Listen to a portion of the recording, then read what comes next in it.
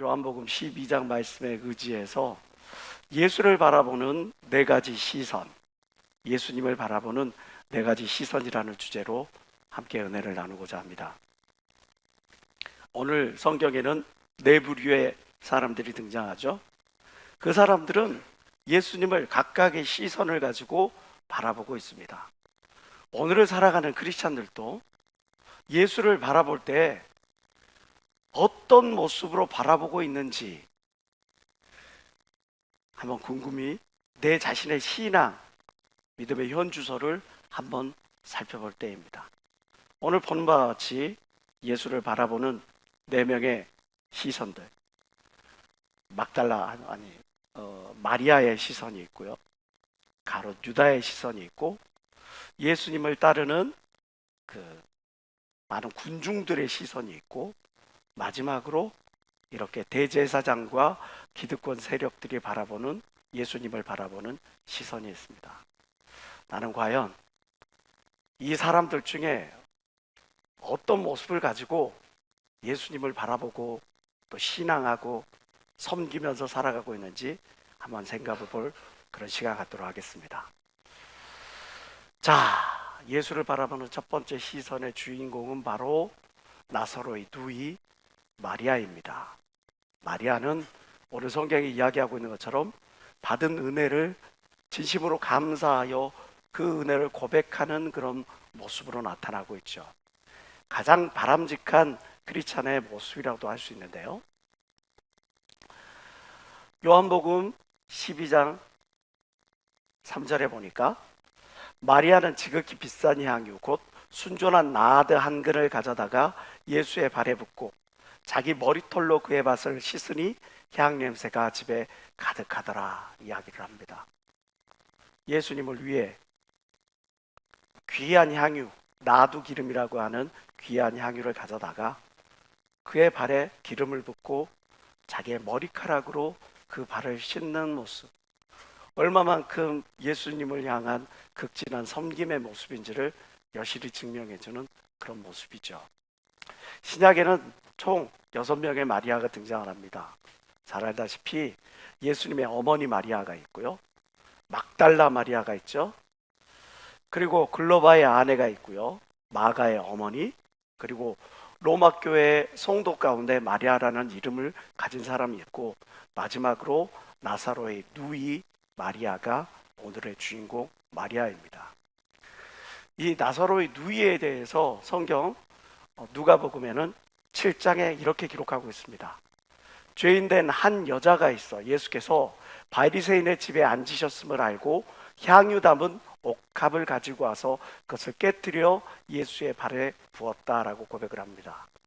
그것을 보면 이 마리아라고 하는 여인은 죄인, 이스라엘 사회에서 죄인 여러 가지 모습을 보일 수 있는데, 특별히 이 여인은 간음한 여인 아니면 창녀였을 것으로 추측이 됩니다.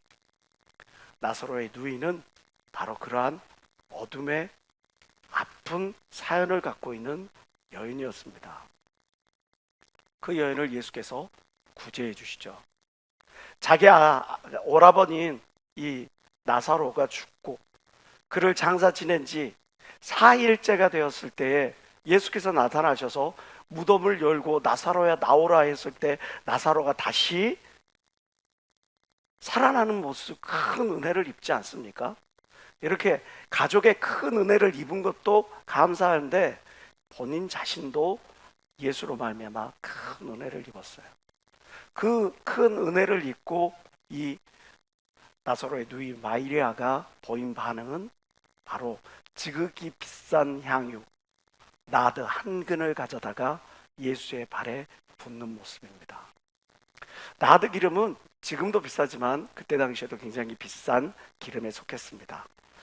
나드 한 근은 약 300데나리온의 가치를 가지고 있다고 하죠. 1데나리온은 하루의 품삯입니다. 2021년 우리나라의 전체 평균 직장인들의 평균 임금이 연봉이 얼마냐 했더니 4,024만 원인가 아마 그렇게 됐다고 그래요. 300데나리온이라고 하는 것은 노동자의 1년치 품삯에 해당됩니다. 4천만 원이나 넘는 금액을 아낌없이 예수의 발에 부어드리고 자기의 머리털을 가지고 그 발을 씻기는 이 마리아의 모습, 감사합니다 마음으로 생각하고 속으로 깊이 새기고 그렇게 살아가는 사람들이 많은 오늘날, 정말 그 감사를 자기의 최선을 다한 그런 모습으로 표현하고 있는 마리아의 모습을 통해서 우리는 무엇을 볼 수 있습니까? 예수를 바라보는데 많은 사람들은 예수께서 나에게 베풀어 주신 죄인된 나를 구원하신 그 은혜에 대해서 감사한 마음 가지고 있어. 근데 그거는 표현하지 않아. 어떤 사람은 그것도 잊어버리고, 내가 기도했는데, 내가 간절히 바랬는데, 내가 충성했는데, 헌신했는데, 그 헌신의 결과에 대해서 하나님께서 잠잠하시고 또 내 기도에 대해서 하나님께서 그 어떤 메시지를 주지도 않을 때 하나님께 향하여 원망과 분통을 터뜨리며 오히려 어찌 나에게 이렇게 잠잠할 수 있느냐고 그렇게 도리어 되묻는 사람들도 있습니다. 그에 반하여 마리아는 내 받은 은혜에 대해서 진심으로 감사하고 그것을 반응하고 고백할 줄 아는 그런 크리스찬이었던 거죠. 오늘을 살아가는 저와 여러분은 과연 어떤 모습으로 예수를 바라보고 또 하나님을 섬기며 살아가고 있습니까? 참된 감사가 뭡니까? 그것은 전적인 헌신이 포함되는 거예요. 인색함이 있는 감사라는 것은 참된 감사일 수가 없는 거예요. 참된 감사는 계산하지 않습니다. 내게 있는 것, 부어주신 것에 대해서 순순히 고백할 수 있는 게 참된 감사인 겁니다. 지금 이 자리에 여러분 모두도 하나님 앞에 신실하게 감사로 반응할 줄 아는 여러분 되시길 주의 이름으로 축원합니다. 예수를 대하는 두 번째 시선이 있습니다. 바로 가롯 유다와 같은 자죠. 가롯 유다와 같은 자의 특징은 뭡니까? 대가를 기대하면서, 어떤 받을 보상을 기대하면서 그것들을 가지고 내가 얼마만큼을 내가 얻었는지 이의 득실을 따지는 한탕주의자, 이기주의자를 의미합니다. 4절부터 6절까지의 말씀을 보겠습니다. 제자 중 하나로서 예수를 잡아줄 가롯 유다가 말하되 이 향유를 어찌하여 300데나리온에 팔아 가난한 자들에 주지 아니하였느냐 하니, 이렇게 말하면 가난한 사람들을 생각함이 아니야. 저는 도적이라 돈깨를 맞고 거기 넣는 것을 훔쳐갈 것을 생각해서 그는 이렇게 표현하고 있어요. 예수를, 나를 구원해 주신 구원자, 나의 삶에 은혜를 더하시는 구원자, 인도자, 그런 은혜의 대상으로, 경외의 대상으로 바라보는 것이 아니라 예수로 말미암아 나에게 떨어질 어떤 떡고물, 예수로 말미암아 내가 교회에서 어떻게 으쓱으쓱 할 수 있는 그런 어떤 것, 예수로 말미암아 이 교회 공동체 안에 들어옴으로 말미암아 내가 비로소 사람들에게 존중받고 어떻게 사람들에게 인정받고 어떤 믿음의 배필을 만나고 또는 사업의 파트너를 만나는 그러한 어떤 징검다리로 생각하는 그런 한탕주의자들이 있다는 말이죠. 없을 것 같은데 그러한 자가 우리 주변에 있는 게 사실이에요. 제가 10년 동안 교도소에서 교정활동을 벌였던 어떤 분과 인터뷰할 기회가 있었어요. 교정활동이라는 건 아는 것처럼 그 사람을 교화시키는 것을 말합니다. 다시 범죄하지 않게. 또 덧붙여 그분은 크리스찬이니까 복음까지 정해서 그 사람들이 변화되기를 바라는 거죠. 그런데요, 수없이 만난 10년이 넘는 세월 동안 수없이 많은 사람들, 수없이 많은 범죄를 저질렀던 사람들에게 교정활동을 벌이고 교화하고 복음을 전하는데, 유독이 이러한 범죄를 저지른 사람은 도저히 교정활동이 이루어지지 않아, 교화활동이 이루어지지 않아. 복음이 들어가지 않아 어떤 범죄를 저지른 사람일 것 같으세요? 살인자? 강도? 사기꾼이래요. 사기 전과가 있는 사람들은 교정활동이 이루어지지 않는데요. 물론 그분의 개인적인 이야기겠지만 왜 그러면 사기 전과가 있는 사람들은 이렇게 교정활동이나 교화활동, 복음 전하는데 이거를 받아들이지 못하는가? 자기만 생각하기 때문에. 나르시스트. 어떻게 말하면 소시오패스하고 너무나 비슷해. 이 사람들이 공통점을 갖고 있어. 나의 이익을 위해서라면 상대방의 아픔이나 상대방의 어떤 당하는 그런 고통이나 이거는 전혀 거들떠보지 않아.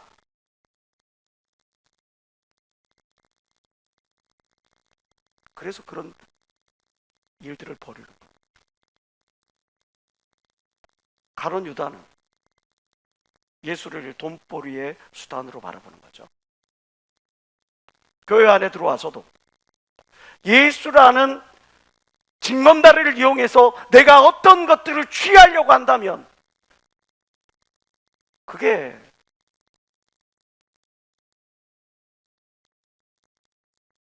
신종 크리스찬 가룟 유다가 아니고 누구이겠습니까? 한탕주의자는 이기주의자예요. 자기밖에 몰라요.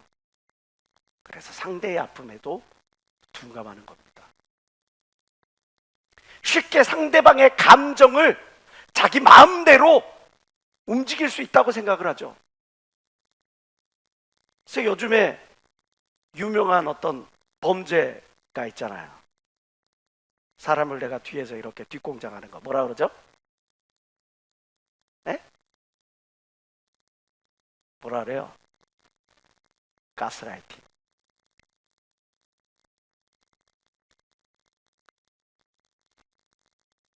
넌 내 마음대로 할 수 있어. 너는 나를 따라야 돼. 지배 욕구가 강하고 자기 생각을 주지하고 상대방한테 그것을 계속 강조하고 그것이 이루어지지 않으면 그 사람은 나를 거역하는 사람, 하나님의 말씀을 따르지 않은 사람, 이런 것처럼 막 매도하고 무시하고 손가락질하고 고통을 주고 하는 그런 모습들.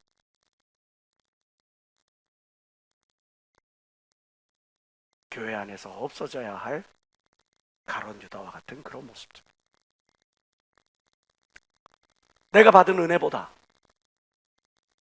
하나님께서 나에게 부여하신 사명보다 내 감정의 어떤 자극이 더 우선시된다면, 내가 받을 어떤 이익이 우선시된다면 당신도 한탕주의자인가요? 성경에서 말씀하고 있는 것처럼 나보다 남을 낮게 여기는 것은 상대방이 잘났기 때문이고 상대방이 옳기 때문이고 상대방이 나보다 더 큰 권위에 있기 때문이 아니에요. 예수 그리스도께서 상대방을 나보다 낮게 여긴 것은 우리가 예수님보다 위대하고 우리가 예수님보다 더 갖추었고 우리가 예수님보다 더 뛰어나기 때문이 아니라 우리를 긍휼히 여기는 마음 속에서 나보다 남을 낮게 여기는 자세가 만들어질 겁니다. 그 긍휼히 여기는 하나님의 마음을 알기에, 아버지의 마음을 알기에 아버지를 위해서 아낌없이 십자가에 달려 돌아가신 겁니다. 그래서 우리가 자존심에 손해를 입더라도, 당장 내가 섭섭함이 일더라도 하나님의 말씀 앞에 내 감정을 접고 그 감정을 십자가에 못 박고 예수를 따라 상대방을 나보다 낮게 여기는 그런 마음을 갖게 되는 겁니다.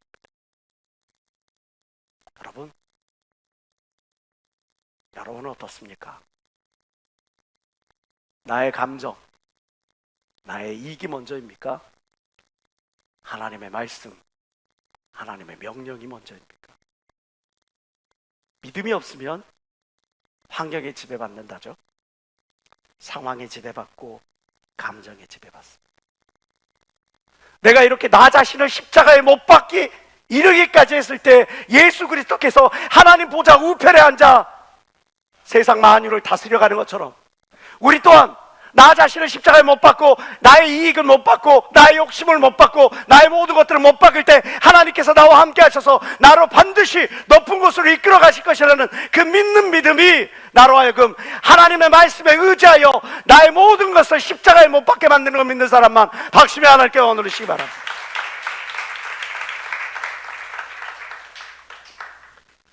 예수를 바라보는 세 번째 시선, 그것은 바로 소문을 듣고 몰려다니는 구경꾼들이 그렇습니다. 유대인의 큰 무리가 예수께서 여기 계신 줄을 알고 오니 이는 예수만 위함이 아니요 죽은 자 가운데서 살리신 나사로도 보려 함이라라. 군중심리인 거죠. 아, 뭐가 된다, 뭐가 된다더라. 그럼 후 몰려가고. 왜? 내가 안 하면 왠지 손해볼 것 같거든. 아, 주식이 뜬다더라, 뭐 한다더라. 아마 안 하면 나만 바보 되는 것 같고 해야 되나 말아야 되나. 끝물 탔다가 나중에 폭삭 망해가지고 아, 내가 괜히 했어, 내가 안 하던 걸 했어, 막 그것 때문에 막 전전긍긍하고 막 코인 때문에 부동산 때문에 그렇게 하는 사람들 많잖아요. 이건 경제적인 부분에서만 일어나는 일이 아니에요. 누가 응답받았다더라, 누가 고침받았다더라, 누가 하나님을 만났다더라, 누가 하나님의 음성을 들었다더라, 하나님의 축복을 받았다더라. 그러면 나도 안 하면 안 될 것 같아, 해야 될 것 같아. 그래서 예배는 잘 나오는 것 같아요, 말씀 잘 듣는 것 같아요. 그런데 이 구경꾼들에게 한 가지가 없죠. 그게 뭘까요? 행동이 없어요. 하나님 말씀을 들어, 하나님 말씀을 예배도 나오고 하는데 하나님의 말씀의 가르침에 따르지 않아. 하나님의 말씀의 가르침과 그리고 자신의 소신이나 경험이나 자신의 생각이 배치되면 이들은 구경꾼으로 돌아가서 팔짱 끼고 관전하는 모습으로 돌아가는 거죠. 행함이 없는 믿음은 죽은 믿음입니다. 말씀이 내게 주어질 때 그걸 반응하지 않는 건 죽은 신앙입니다. 무정란을 아무리 품어봐야 거기서 병아리가 나오지 못하는 것처럼 믿음이 없는 신앙 아무리 가지고 있어봐야 여러분들이 하나님의 심판대 앞에 섰을 때 결코 여러분들은 의롭다, 나의 상속자라는 그런 영광을 받을 수는 없을 겁니다. 여러분, 여러분의 선택이 여러분의 누구인가를 증명합니다.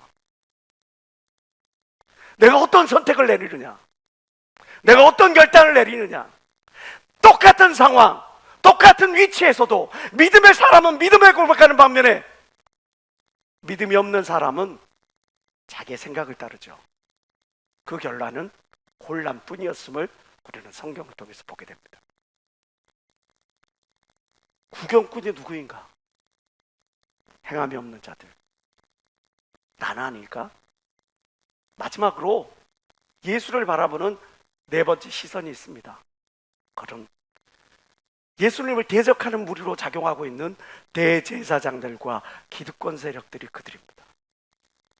예수님을 대적하죠. 대제사장들이 나사로까지, 예수님뿐만 아니라 이제 나사로까지 죽이려고 모의를 하는 모습을 보여주고 있어요. 왜? 예수님의 가르침이 자기들을 심각하게 위협하기 때문에, 자기들의 권위, 자신들의 가치, 또 자신들이 누려왔던 모든 것들을 순식간에 무너뜨릴 수 있는 위험한 발상이라고 보았기 때문에 그들은 예수를 대적하죠. 마태복음 12장 31절은 이렇게 말씀하고 있죠. 그러므로 내가 너희에게 이르노니 사람의 모든 죄와 회방은 사하심을 얻되 성령을 회방하는 것은 사하심을 얻지 못하는. 우리가 하나님을 대적해놓고 하나님의 계획을 대적해놓고 하나님의 축복을 바란다는 것, 그게 과연 가당키나 하는 말입니까? 이렇게 예수 그리스도를 대적한 저 대제사장들과 이스라엘의 기득권 세력들은 어떻게 되었습니까? AD 69년 로마의 티투스가 예루살렘을 공략하게 되고 결국 70년에 이스라엘이라는 국가는 완전히 멸망하고 다시 1948년도에 독립하기까지, 국가가 건립되기까지 그들은 디아스포라, 흩어진 자라 이름하여 나라조차도 없이 전 세계를 떠도는 무려 1900년 가까이 되는 그 긴 세월 동안 나라 잃은 백성들의 서름을 톡톡히 맛보아야만 했습니다. 하나님을 대적한 이스라엘 백성들이 이스라엘 역사 가운데 어떤 고통을 겪었는지 우리는 너무나 잘 압니다. 그 내용 가운데 하나가 에스라서 8장에 나와 있는 아하와 강의 비극이죠. 이 비극을 잠깐 설명을 해보자면, 이스라엘이 북이스라엘과 남유다로 나누어지잖아요. 하나님을 대적한 결과 북이스라엘은 아시리아라는 나라에 BC 721년에 멸망하고요, 남유다는 BC 586년에 바벨론에 의해서 멸망을 합니다. 바벨론에 의해서 멸망당하면서 이스라엘 백성들은 3번에 걸쳐서 포로로 끌려갔어요. 하나님은 포로로 끌려가는 과정 가운데서도 다시 한번 그들에게 기회를 주시고자 하며, 그러나 그들은 끝끝내 돌이키지 않았습니다. 그들이 이렇게 포로로 끌려가고, 그리고 하나님의 약속에 의해 70년이 지난 다음에 그들이 다시 이스라엘 땅으로, 고토로 돌아올 수 있는 은혜를 얻게 돼요. 3번 끌려간 것처럼 3번에 걸쳐서 돌아오게 되는데, 첫 번째는 우리가 잘 아는 것처럼 스룹바벨이 약 5만 명에 가까운 인원들을 데리고 돌아와요. 그리고 에스라서 8장의 배경이 되는 학사 에스라, 율법을 가리키는 그 학사 에스라가 이제 이스라엘 백성들을 데리고 2번째 귀향을 하게 되는데, 그때 참 안타까운 일이 발생합니다. 저 수상궁에서 바벨론을 거쳐서 저 다메섹을 거쳐서 예루살렘으로 돌아가는 과정에 중간에 아하와라고 하는 강이 있는데, 거기에서 모여서 숫자를 점검해 보는데 앞불사 레위 사람이 한 사람도 없는 거예요. 우리가 알다시피 레위 사람들은 이스라엘의 예배, 제사, 성전 이러한 부분들을 감당하던 그러한 족속이잖아요. 한 명도 참여하지 않는 거예요. 하나님의 거룩한 일을 하는데 정작 하나님을 예배하는 그 일을 담당할 사람들이 한 명도 참여하지 않은 거예요. 그래서 다급히 각 지파로 보내가지고 사람들을 불러 모읍니다. 총 인원 2,000명도 안 되는 초라한 인원들을 데리고 저 2차로 예루살렘 땅으로 오게 되죠. 에스라서 8장 15절은 이렇게 기록하고 있습니다. 내가 무리를 아하와로 흐르는 강가에 모으고 거기서 3일 동안 장막에 유하며 백성과 제사장들을 살핀즉 그 중에 레위 자손이 하나도 없는지라. 왜 레위 자손이 없는지 알아요? 그것은 먼저 1차로 귀환했던 그 이스라엘 백성들이 얼마나 비참한 생활을 하고 있는지를 전해 들었기 때문입니다. 자기가 70년 동안 그 선대로부터 갖고 왔던 거기에 모든 기득권, 논과 밭과 땅과 집과 상업 자본을 다 내버려 두고 하나님의 약속 하나를 믿고 의지해서 저 5만 명 가까이 되는 인원은 예루살렘으로 돌아왔어. 예루살렘에 보니까 기관시설이 아무것도 없는 거예요. 논밭은 완전히 황폐해지고 집을 지을 어떤 건축자재도 없는 그런 상황이에요. 병원이 있겠어요? 상업시설이 있겠어요? 기간 사람의 뼈다리를 이루는 어떤 물이나 이런 것들을 얻을 수가 있었겠어요? 그러니까 너무나 척박한 가운데 이들이 하나님의 말씀을 순종했고 충성했다는 기쁨보다 깊은 좌절과 시름, 현실의 문제 때문에 그들의 마음이 점점 묵은 땅이 되어져 가는 거예요. 그리고 그 소식들이 전해져서 저 포로 생활 가운데 있는 이스라엘 백성들이 그 소식을 듣고, 야, 하나님의 말씀을 따른 대가가 저거구나. 하나님께 충성한 그 말로가 저거구나 하는 생각, 불신하게 생각을 품게 만드는 겁니다. 그래서 단 한 명의 지원자도 없는 그런 참담한 상태에 이르게 만드는 거죠. 오늘날에도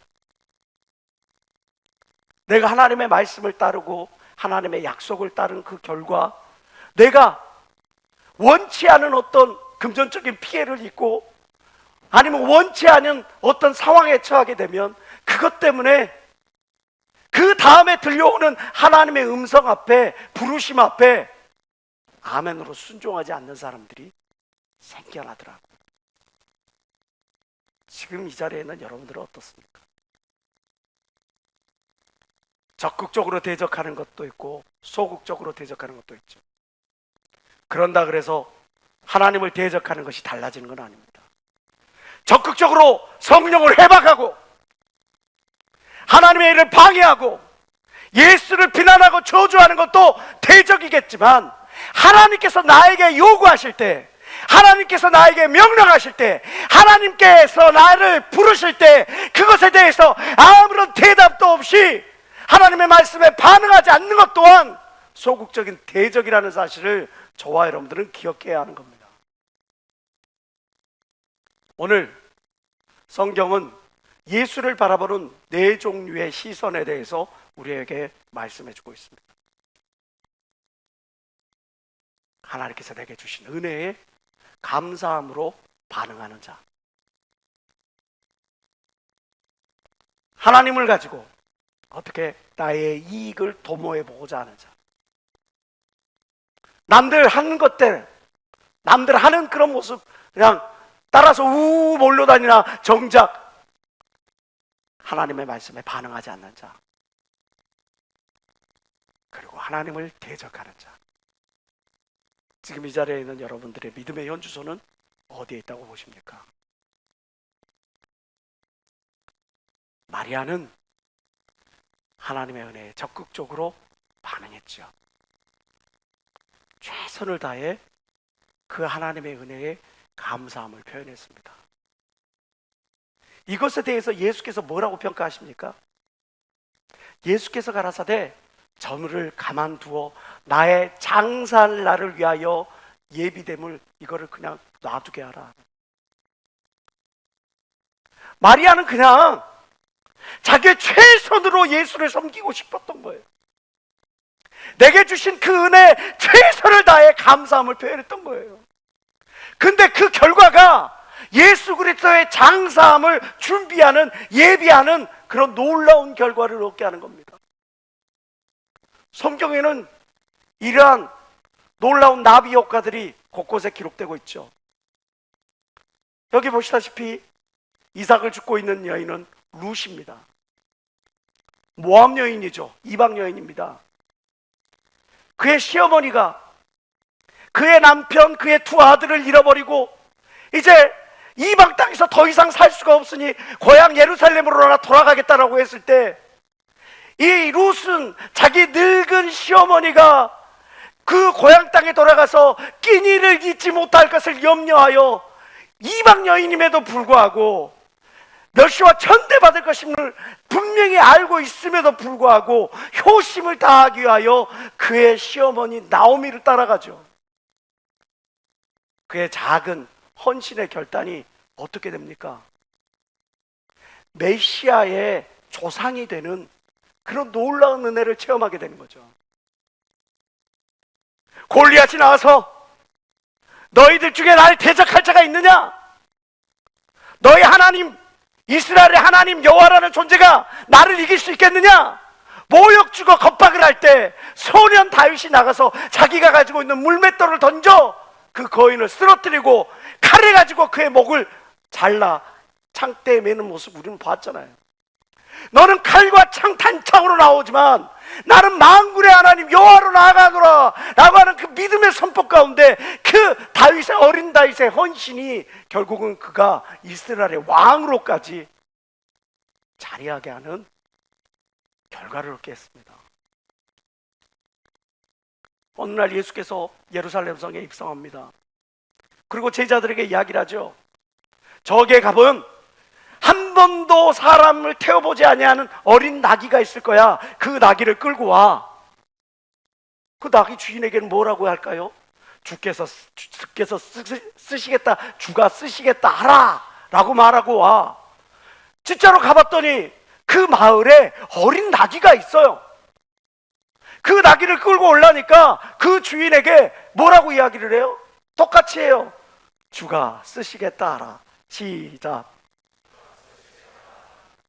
나귀 주인 입장에서 생각해 보세요. 여러분이 나귀 주인이야. 갑자기 뭔가를 끌러가. 아끼는 무언가를. 왜 가져가세요? 주가 쓰시겠다 하라. 그 말 한마디에 아낌없이 내어줄 수 있겠어요? 근데 그걸 내어드렸더니 그 어린 나귀에 이스라엘을 구원하시고 온 인류를 구원하신 메시아가 그 나귀를 타는 영광을 얻게 되는 걸 믿는 사람만 박수며 하나님께 영광 돌리시기 바랍니다.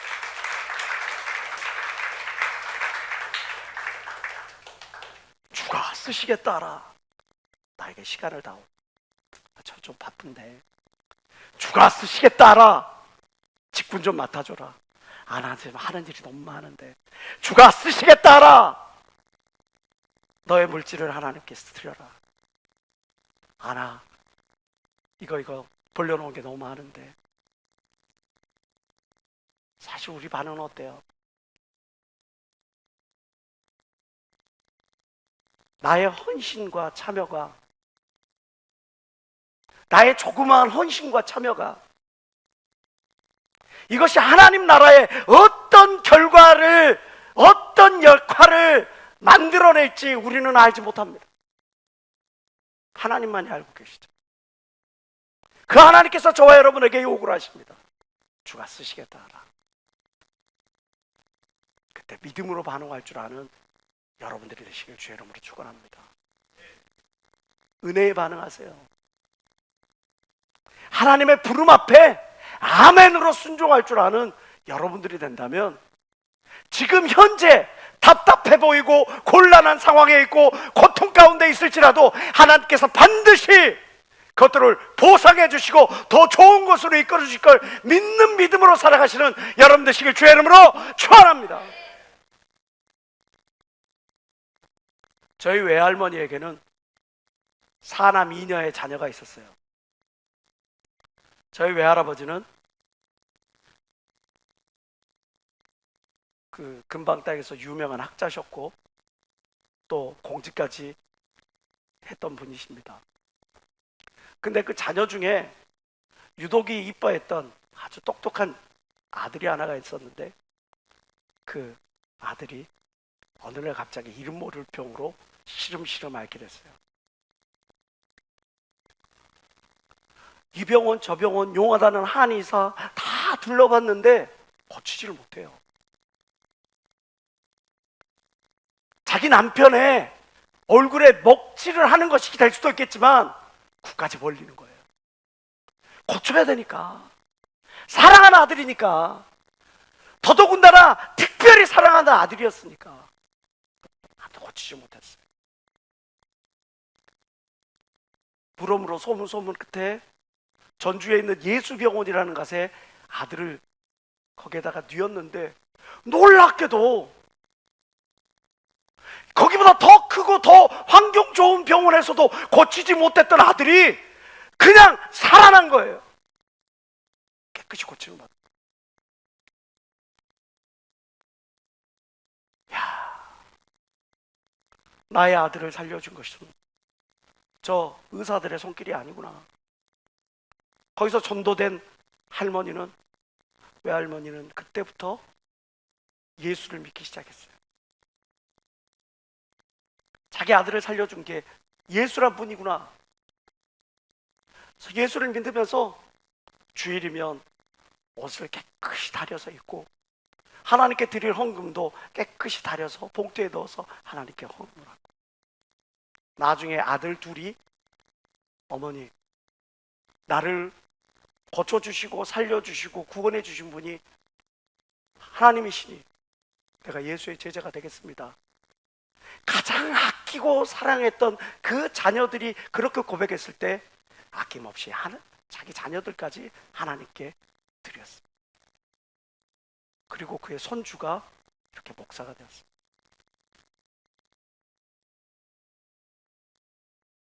하나님의 은혜에 반응한다는 것은 내게 주신 것이 하나님의 것이라고 하는 것, 나의 지금 누리고 있는 시간이라고 하는 것이, 내가 누리고 있는 물질이라고 하는 것이, 내가 누리고 있는 모든 것, 이 가치 있는 것들이 다 하나님께로부터 온 것이라는 것을 기억하고 고백하고 감사로 응답할 줄 아는 것이라는 사실을 여러분들은 기억해야 합니다. 지난주까지 성전 이전을 위한 40일 작전 기도를 했습니다.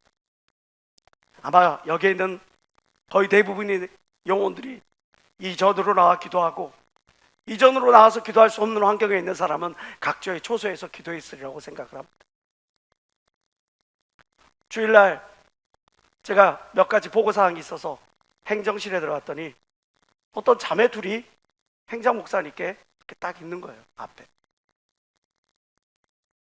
뭐 하는가 봤더니 이 친구들이 주섬주섬 꺼내더니 무언가를 꺼내더니 그 앞에서 내놓고 나가는 거예요. 성전 건축 이전을 위해서, 성전 이전을 위해 자기들이 자그마한 그거라도 하나님께 드리겠다. 얼마인지 모릅니다. 액수가 중요하겠어요? 과부에게 있어서 2렙돈은 그 누구하고도 바꿀 수 없는 엄청난 재산이었어요. 저는 그 모습을 보면서 가슴에 뿌듯함을 느꼈어요. 하나님의 이 일을 벌려놓고도 정작 그 일에 동참하지 않은 것, 그것은 하나님의 말씀에 반응하지 않는 심령입니다. 묵은 심령.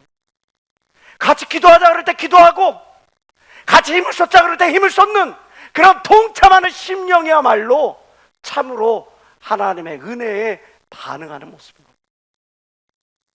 지난 주일에는 우리가 이렇게 퍼포먼스를 벌였죠. 세라자매의 아이디어로부터 시작된 퍼포먼스였습니다. 제가 기획하고 연출을 하면서 어떻게 진행하고 어떻게 만들어가고 마지막 클라이맥스를 어떻게 할 것인가를 쫙 진행을 하는데, 저는 이것을 준비하는 과정에서 큰 은혜를 받았습니다. 대고를 빌려야 되는데 큰 북 말이죠. 아무리 이 사람, 제가 연락을 했던 사람도 얼마나 많은지 몰라요.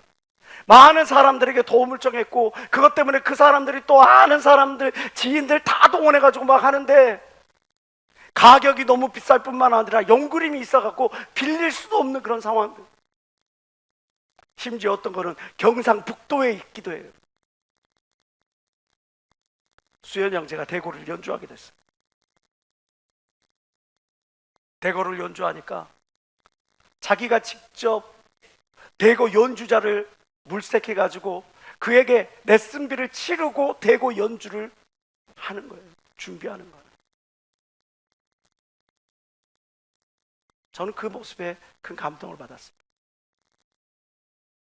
어떤 지체들은 자기가 갖고 있는 화물차를 가지고 그 북들을 여기로 옮겼다, 노량진으로 옮겼다, 88로 옮겼다, 인천으로 옮겼다, 그 대구 빌린 곳으로 옮겼다. 남들은 다 예배가 지쳐서 힘든 그런 상황에도 그 마무리까지 다 하고 돌아오는 그런 모습들을 봤어요.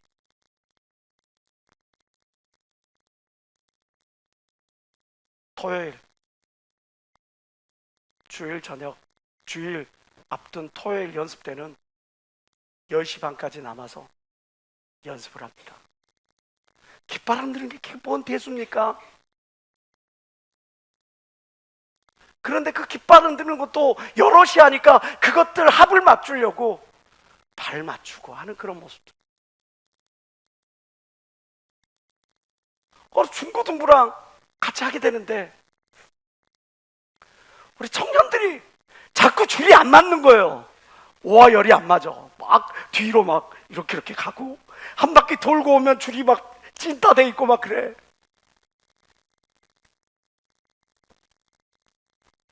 그 형제들 불러다가 나 봐, 내가 이렇게 하면 밀어넣어. 제가요?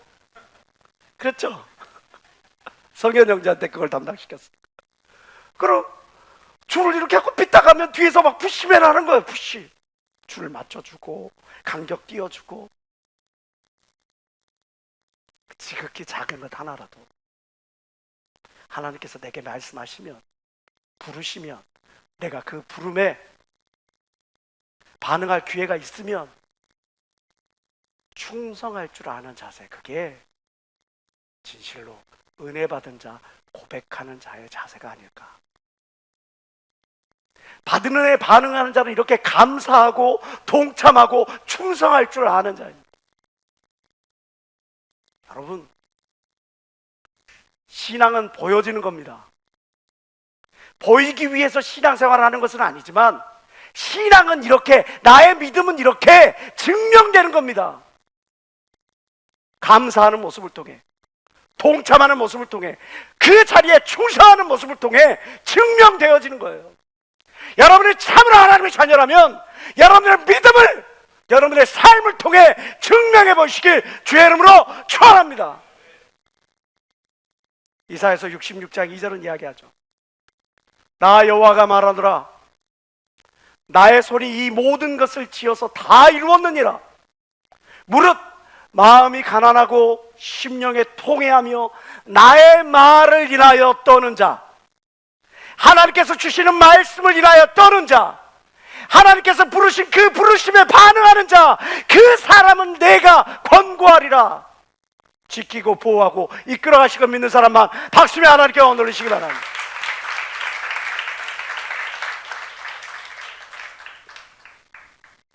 실험 심리학이라고 하는 영역을 개척한 헤르만 에빙하우스라는 유명한 학자가 있죠. 그가 쓴 책 기억의 관하여라고 하는 책 안에 보면 유명한 망각곡선 이론이라는 것들이 등장을 하게 돼요. 망각곡선. 사람이 학습을 하게 되는데 학습한 지 10분이 지날 때부터 바로 망각이 시작된다는 거예요. 어느 정도나. 내가 어떤 걸 배웠어. 20분이 지나면 무려 40%의 기억이 날아가요. 휘발되고 말아요. 1시간이 지나면 54%의 그 기억이 날아가 버리고 말고, 하루가 지나면 40%가 날아가. 그리고 30일이 지나면, 한 달이 지나가면 불과 20%의 기억만 남고 나머지 기억들은 휘발되고 만다는 것. 그래서 헤르만 에빙하우스가 강조하는 학습할 때 가장 중요한 것, 망각의 늪에 빠지지 않게 만드는 가장 중요한 것, 그래서 바로 총회장 목사께서 강조하시는 반복입니다. 지난주 총회장 목사님께서 설교의 제목이 뭐죠? 예수님, 어떻게 하면 능력을 계속 유지할 수 있습니까? 답은 반복에 있다고 그랬죠. 실제로 그러합니다. 계속 반복하게 되면 우리 뇌 가운데 있는 해마를 자극하고 그 해마가 대뇌 피질을 자극하고 결국은 잠재의식까지 영향을 미친다는 거예요. 반복학습의 효과. 15분의 기적이라는 그런 부분들도 이야기가 많이 되고 있죠. 무슨 이야기죠? 내가 매일 15분 동안 어떤 분야를 계속 반복하면 5년 있다가 유의미한 어떤 결과를 얻을 수가 있다. 대표적인 케이스로 15분 동안 어학학습을 한다든지 영어를 배운다든지, 아니면 15분 동안 내가 반복해서 악기를 연주한다든지, 그러면 내가 전문가는 아니라 할지라도 최소한의 유의미한 기간을 5년이라는 시간만 내가 그것을 꾸준히 유지하면 그걸 내가 그 부분에서 유의미한 결과를 얻을 수가 있다는 것. 이것 또한 반복의 힘이에요. 운동을 하루에 10시간을 하고 이틀을 쉬는 것보다 하루에 1시간을 하고 매일 꾸준히 하는 게 더 중요하다고 행동심리학자들은 이야기합니다. 성경도 이야기를 하죠. 디모데전서 4장 7절과 8절입니다. 다 같이 읽어봅시다. 시작.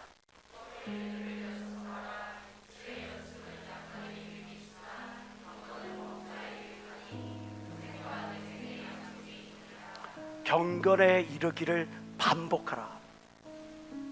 내가 그것을 계속 반복하면 그 결과로서 내가 금생과 이생에 유의미한 결과를 얻을 수가 있는 거예요. 사람의 뇌 구조를 보면 이마 부분에 전두엽이라고 하는 부분이 있어요. 이 전두엽에서 사람이 이제 이성을, 의식의 세계를 자극하는 그런 신경 자극, 신전 전달 물질이 초당 약 40개가 이렇게 자극을 받아 움직인다고 그래요. 근데 무의식의 세계는 1초당 400만 개가 움직인다는 거예요. 의식의 세계를 자극하는 그곳에서는 불과 40개가 움직이는 반면에 무의식의 세계에서는 똑같은 시간에 400만 개가 움직인다. 그것은 우리에게 무엇을 의미합니까? 드러나 있는 의식의 세계보다 드러나 있지 않는 무의식의 세계가 100만 배 더 중요하다는 것을 우리에게 이야기를 해줍니다. 그럼 우리가 여기에서 생각해야 되죠. 야, 이렇게 무의식의 세계가 중요한데 이 무의식의 세계에 반응하는 것이 아까 반복학습이라고 그랬는데, 야, 내가 이 무의식의 세계를 무한히 확장시키고 무한히 강화시킬 수 있는 방법이 반복이겠구나. 우리가 생각해야 되죠. 근데 그 반복 중에서도 더 중요한 반복이 있대요. 그게 뭐냐? 감사라고 하는 거예요. 내 무의식의 세계를 더 활성화시키고 더 확장시키고 더 건강하게 만드는 것은 감사하는 거래요. 하나님께서 오늘 하루 나에게 주신 그 은혜에 감사하는 거예요. 하나님께서 오늘 하루 버틸 수 있는 힘을 주셔서 감사하는 거예요. 하나님께서 오늘 하루를 승리하게, 죄와 싸워 승리할 수 있게 하심을 감사하는 거예요. 나의 모든 선택의 순간순간마다 하나님의 말씀이 떠오르게 하심을 감사하는 거예요. 그 감사가 그것을 무한히 반복하고 그냥 생각으로만 하는 것이 아니라 반복하고 그것을 표현할 때니 그것이 나의 삶을 바꾸는 거예요. 그래서 위대한 습관은 위대한 열매를 낳는다고 하죠. 거룩함을 지향하기 위해서는 이러한 습관을 가져야 합니다. 기록해야 합니다. 감사합니다. 머리에 생각하고 끝내면 안 가니고, 오늘 하루를 돌아가면서 오늘 하루 나에게 있었던 그 감사의 제목들, 감사 일기를 써보는 거예요. 그리고 시시때때로 내가 그날 하루에 어떤 일에 감사했는지를 되새겨보는 거예요. 되새겨보고 끝나는 게 아니라 나에게 실질적으로 감사를 줬던, 은혜를 줬던 사람에게 감사를 표현하는 거예요.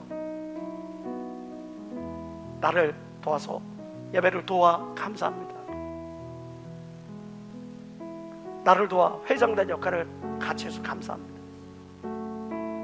청년부를 이끌어 주셔서 감사합니다. 함께 그걸 고백하고 표현하는 거예요. 그러함에도 불구하고 내 온갖 나에게 대해서 들어오는 그런 어떤 비난과 비판, 여러분들 비난과 비판은 걸러 들어야 합니다. 비판은 수용해야죠. 그러나 비난은 털어버려야 합니다. 이런 내적인 힘이 없으니까, 그걸 구별할 줄 모르니까 자존감이 박살나서 그것 때문에 허덕이는 겁니다. 있는 사실 앞에는 겸허히 그것을 인정할 줄 알아야죠. 그러나 그것이 나의 감정과 나의 자존감을 무너뜨리는 거라면 그거를 털어버려야죠. 난 하나님의 자녀인데, 하나님의 걸작품인데, 하나님의 마스터피스인데, 그걸 자정할 수 있는 자정의 능력을 키울 때야 내가 비로소 감사의 힘이 강건해져서, 은혜에 반응하는 그런 모습, 그 심령이 강건해져서 내 삶을 변화시키고 내 삶을 긍정의 의미로 이끌고 내 삶을 믿음으로 이끄는 그런 영적 하나님의 자녀가 되는 겁니다. 초기자 목사님의 유명한 어록에 이런 말씀이 있죠. 나는 처음 받은 그 열정이 아직도 식지 않았다. 목사님이 어떻게 성공하셨습니까? 나는 처음 받은 그 열정이 아직도 식지 않았기 때문이다. 히브리서 3장 14절에 우리가 시작할 때 확실한 것을 끝까지 견고히 잡으면 하나님께서 나에게 부어주셨던 그 은혜의 말씀, 복된 말씀, 하나님께서 나의 기도에 응답하셨을 때 그 기쁨, 하나님께서 나를 돌아보셨을 때 그 감사한 그 마음을 내가 끝까지 견고히 잡으면 그리스도와 함께 참여하는 자가 되리라, 그리스도와 함께 상속자가 되리라, 그리스도와 함께 하나님의 나라를 이어받게 될 것 믿는 사람만 박수며 하나님께 얻어주십시오.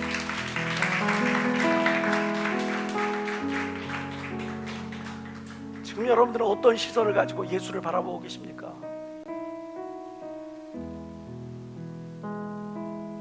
더 이상 부정적인 시선, 불신앙의 시선, 관심 없는 그러한 시선이 아니라 받은 은혜를 고백하고 이를 감사함으로 반응할 줄 아는 그런 여러분들이 되십시오. 그런 여러분들을 하나님께서 여러분들이 생각해보지 못했던 그리고 가장 귀하고 값진 곳으로 채워주실 것이라는 그 믿는 믿음이 여러분들을 더 진일보시켜 줄 걸 믿으시기 바랍니다. 기도하시겠습니다. 하나님 아버지 고맙고 감사합니다. 우리가 지금까지 어떤 마음의 자세를 가지고 예수를 바라봐왔고 신앙생활을 해왔는지 오늘 말씀을 통해 내 자신의 믿음의 연주소를 점검해 보았습니다. 이 자리에 그 누구도 어떤 이익 때문에, 감정 때문에, 그것이 하나님의 말씀을 앞서는 가론 유다와 같은 이기주의자, 한탕주의자 없게 도와주시고, 몰려다니며 구경꾼에 불과한 그런 무리지은 군중과 같은 자도 없게 하시고, 더 나아가 하나님을 대적하는 자가 없도록 역사해 주시옵소서. 믿음으로 반응할 줄 아는 당신의 사랑하는 딸들 다 되어 주시도록 역사해 주시옵소서.